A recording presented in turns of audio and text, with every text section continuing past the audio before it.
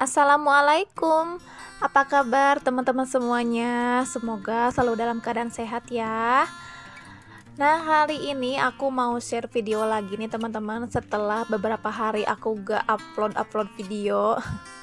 Kali ini aku mau share tentang bagaimana cara aku mengatur keuangan ya. Karena sebentar lagi tuh udah masuk di bulan Februari aja. Nah, teman-teman udah bikin belum perencanaan untuk pengeluaran bulan depan?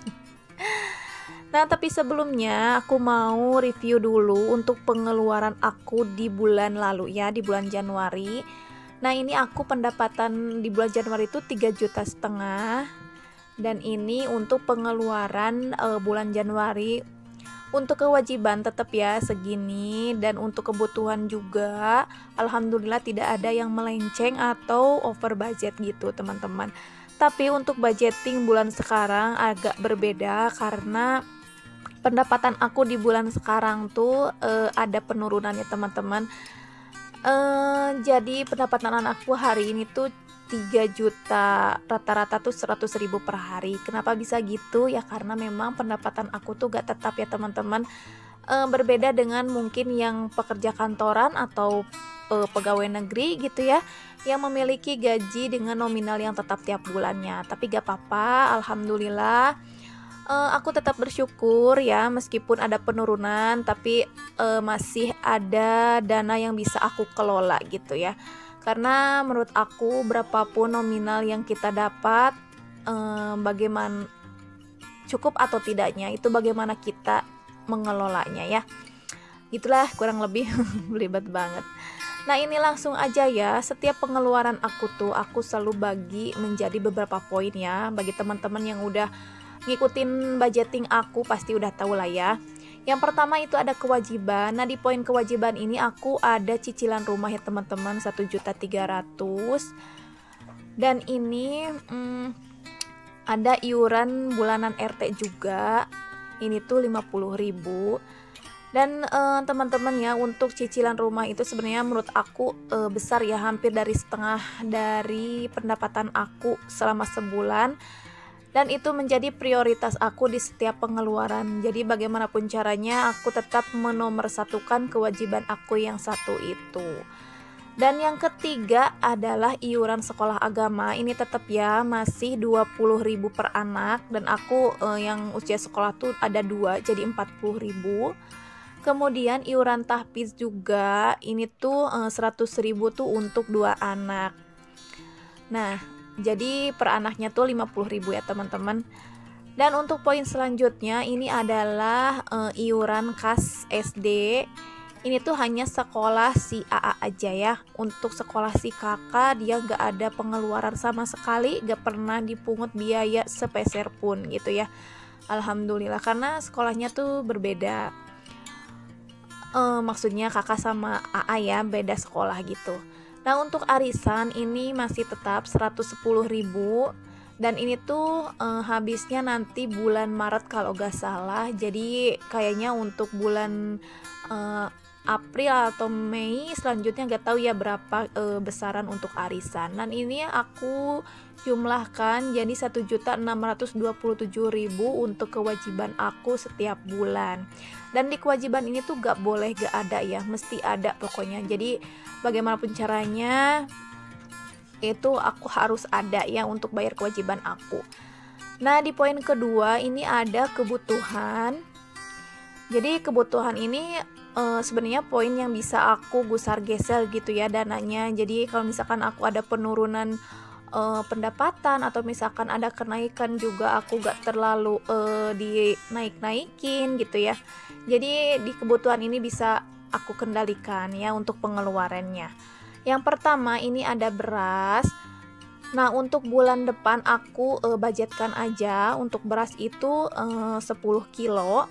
Sebenarnya sih ini menurut aku pas-pasan ya, tapi karena kemarin aku ada rejeki, ada yang ngasih beras dan itu tuh cukup stoknya tuh sampai 3 bulan ke depan. Jadi aku anggarkan 10 kilo aja dulu.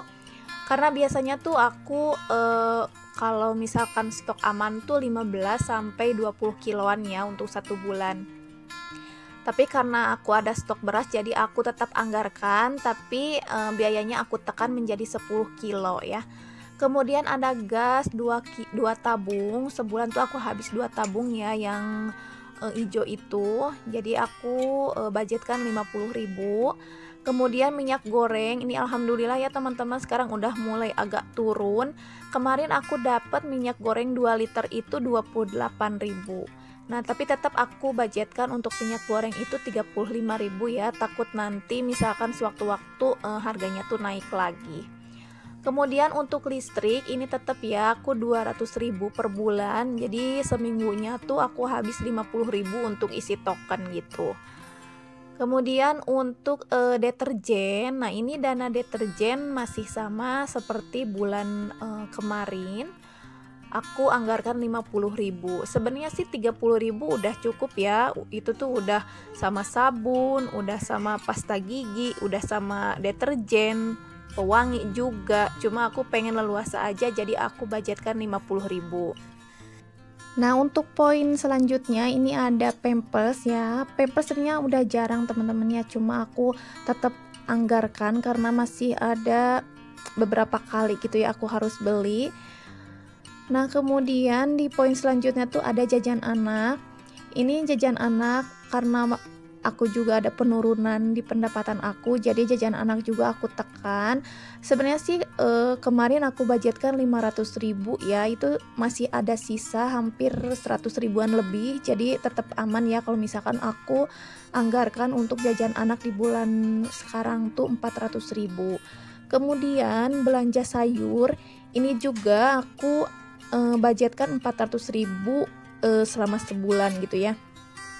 Menurut logika mungkin gak akan cukup ya, misalkan 400.000 dibagi 30, tapi percaya atau enggak yang aku alamin tuh cukup ya, karena aku suka belanja atau nyetok bahan sayuran tuh seminggu sekali, bahkan 2 minggu sekali, dan itu tuh menurut aku lebih efektif untuk menekan biaya belanja gitu ya.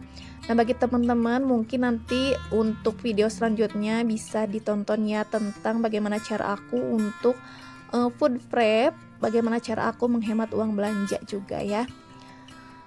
Nah, ini setelah dijumlahkan dari dana kewajiban dan kebutuhan, sebenarnya sih sisanya biasanya aku tabungnya teman-teman, cuma kali ini sisanya tuh cuma 88.000. Jadi aku bagi lagi dari sisa itu tuh menjadi 3 poin lagi. Yang pertama adalah dana darurat, yang biasanya aku bulan kemarin tuh nyimpen 50.000 atau misalkan 100.000. Tapi kali ini aku cuma nyimpen 25.000 aja. Kemudian sedekah juga.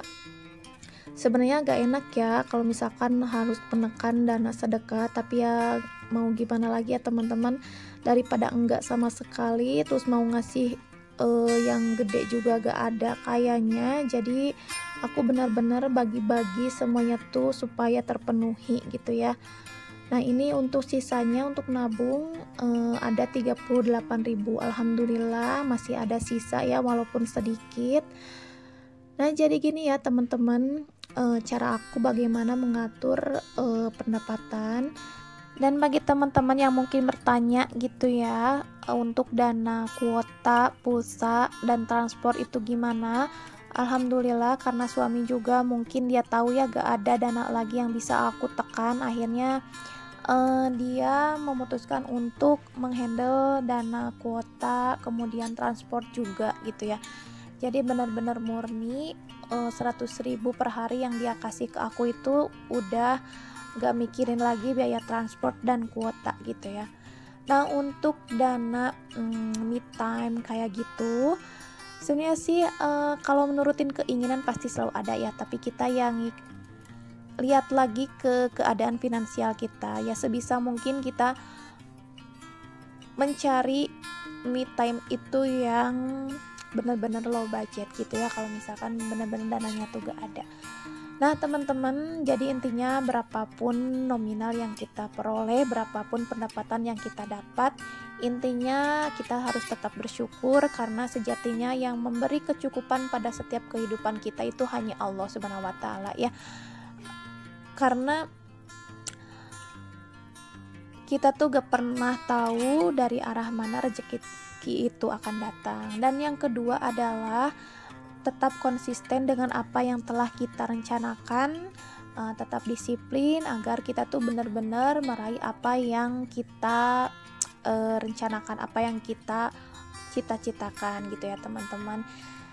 Nah segitu aja dulu untuk video kali ini, video budgeting sederhana dari aku. Terima kasih bagi teman-teman yang udah mampir di video aku, yang udah nonton dari awal sampai akhir. Semoga bermanfaat dan terima kasih atas dukungannya. Sampai jumpa lagi, sampai ketemu di video-video aku selanjutnya. Assalamualaikum warahmatullahi wabarakatuh.